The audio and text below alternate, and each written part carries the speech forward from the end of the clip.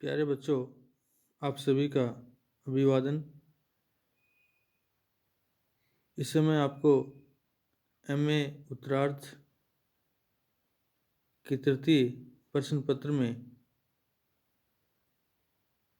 विकल्प के रूप में अर्थात गद्य पद्य चंपू जो तीसरा प्रश्न पत्र है, उसके विकल्प के रूप में आपके पाठ्यक्रम में निर्धारित पाठ्यक्रम में लगाए गए कवि अथवा लेखक विशेष के अध्ययन के रूप में महाकवि कालिदास का हम अध्ययन कर रहे हैं। और महाकवि कालिदास विरचित मालविक अग्निमित्रम नाटक के प्रथम अंक का आपको अध्ययन करवाया जा रहा है। पिछले कालांश में हम कुछ गद्य भाग और उसके साथ साथ 10वें श्लोक का अध्ययन कर चुके हैं। आज इस कालांश में 10वें श्लोक के उपरांत जो गद्य भाग दिया हुआ है उसका अध्ययन हम करेंगे। तो 10वें श्लोक के उपरांत राजा जो अग्निमित्र है वह कहते हैं कि प्रवेशय तऊ कि तऊ उन दोनों को प्रवेशिय अर्थात प्रवेश कराओ। इसके उपरांत कंसु की यद आज्ञापयति देव कि देव हे देव तो हे महाराज, हे राजन, यदि जैसी आज्ञापयति आपकी आज्ञा अर्थात जो आपका जैसा आपका आदेश जैसी आप आज्ञा प्रदान करते हैं। और इति इस प्रकार निष्क्रम में बाहर निकलकर और पुनः जो है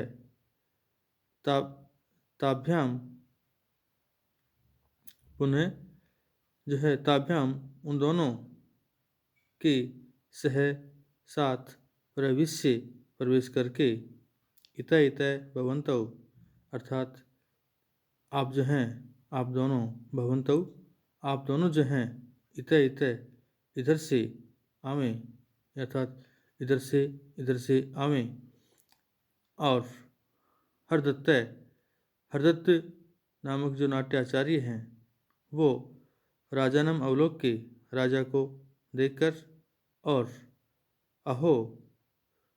अहो दुरासदो राजमहिमा अहो आश्चर्य के साथ कि अरे राजमहिमा राजा की जो महिमा है वह दुरासदय अर्थात बड़ी ही कठिनाई से प्राप्त होने वाली है।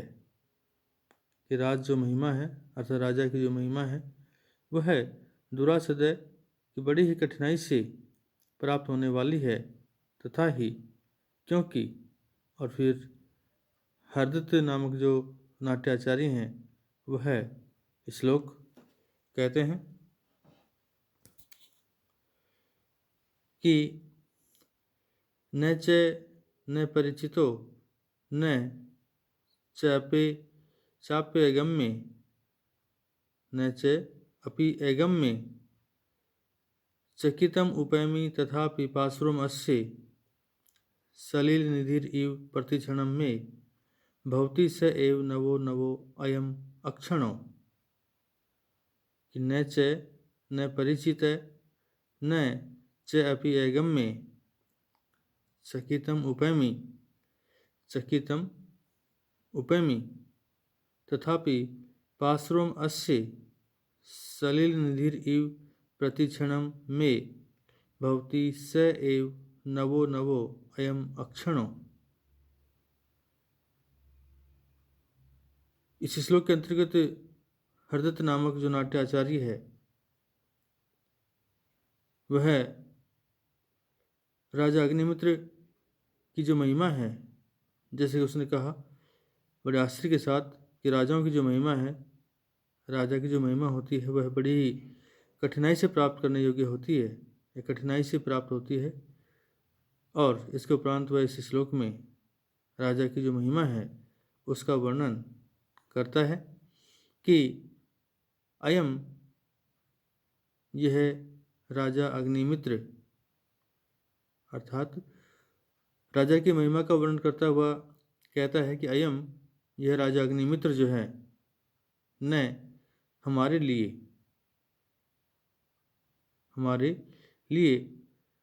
परिचित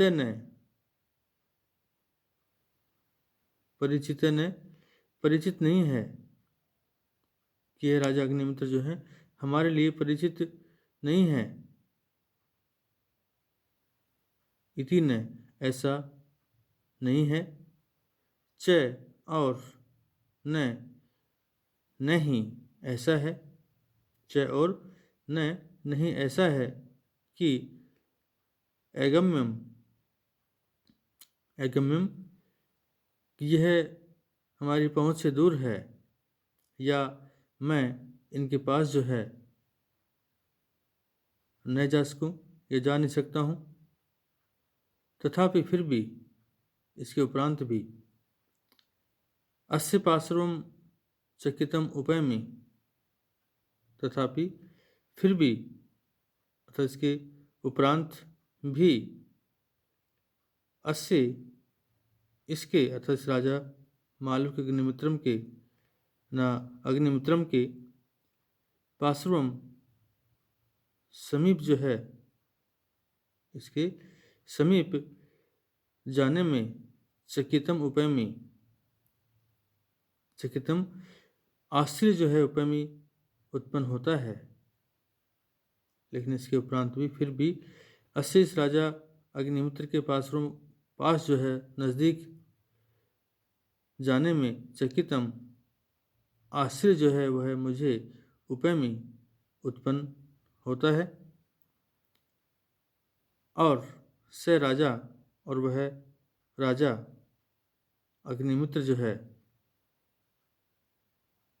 और वह राजा अग्निमित्र जो है, या यह राजा जो अग्निमित्र है, यह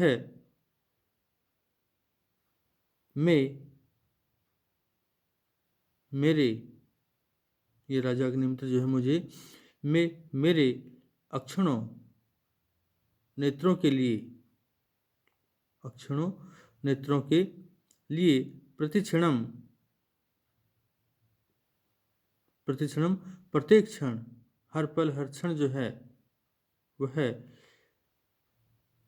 सलील निधि इव, अर्थात पानी के या जल के, सलील जल के, निधि खजाने, इव के समान, अर्थात जल के खजाने के समान, अर्थात समुद्र आदि की तरह, या महासागर की भांति, या महासागर की तरह, नवे नवे एव भवती, नवे नवे की हर पल हर क्षण जो है नवीन से नवीन, एव ही, नूतन से नूतन, एव ही भवती प्रतीत होता है, अर्थात दिखलाई देता है। क्योंकि समुद्र अथवा महासागर कि जल में हर क्षण हर पल परिवर्तन होता रहता है,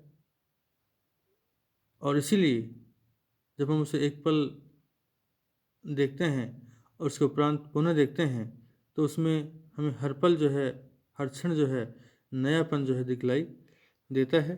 तो इसीलिए उस समुद्र की तरह, अर्थात प्रतिक्षण प्रत्येक पल जो है, समुद्र की महिमा जो है वह बदलती रहती है, परिवर्तित होती रहती है। ऐसे उस समुद्र की भांति, तो हर पल हर क्षण परिवर्तित होने वाले उस समुद्र की महिमा की भांति जो है, इस राजा की जो महिमा है वह भी मुझे जो है चकित करती है, अर्थात वह भी परिवर्तित होती रहती है। तो इस तरह से इस श्लोक के अंतर्गत हरदत्त नामक जो नाट्याचार्य हैं, वह राजा अग्निमित्र के आकर्षक व्यक्तित्व से इतने प्रभावित हो उठते हैं कि उस हरदत्त नामक नाट्याचार्य को उस राजा अग्निमित्र में प्रत्येक क्षण जो है, प्रतिपल प्रत्येक क्षण जो है, महासागर किसी परिवर्तित दर्शनीयता, सुंदरता दिखाई देती है। उस राजा के व्यक्तित्व में महासागर के समान ही प्रत्येक क्षण परिवर्तित होने वाली दर्शनीयता और सुंदरता दिखाई देती है। यद्यपि वह राजा से भली भांति परिचित है, लेकिन इसके उपरांत भी जब वह उनके समीप जाते हैं तो उनके समीप जाने में भय मिश्रित जो है आश्चर्य की अनुभूति करता है। तो थोड़ा उन्हें डर सा, भय सा लगता है कि राजा है, राजा की महिमा जिस तरह की होती है, तो उन्हें उनके पास जाने में थोड़ा सा भय उत्पन्न होता है।